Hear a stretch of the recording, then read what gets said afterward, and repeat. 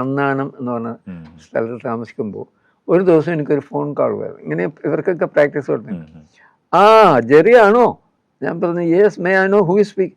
ഞാൻ ഭാസ്കരനാണ്, നമുക്ക് ഒരു പാട്ട് ചെയ്യണമല്ലോ.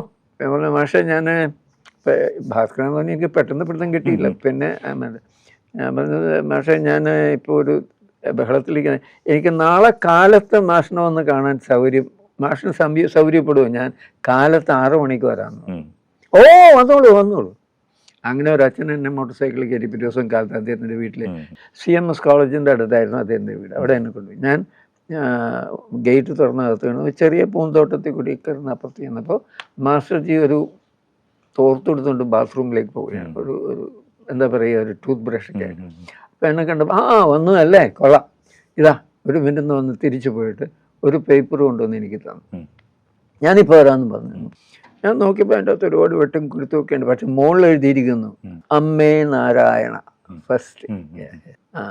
നോക്കിയപ്പോഴുണ്ടടാ, പൂവല്ല പൂന്തളിരല്ല മാനത്തെ മഴവില്ലല്ല.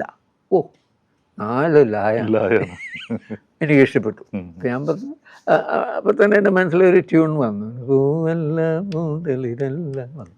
അപ്പോൾ അത് കഴിഞ്ഞ് മാസ്റ്റർ ഇങ്ങനെ തിരിച്ചു വന്നപ്പോൾ മാഷെ ഇങ്ങനെ മതിയോ എന്ന് ഞാൻ ചോദിച്ചിട്ടുണ്ട്.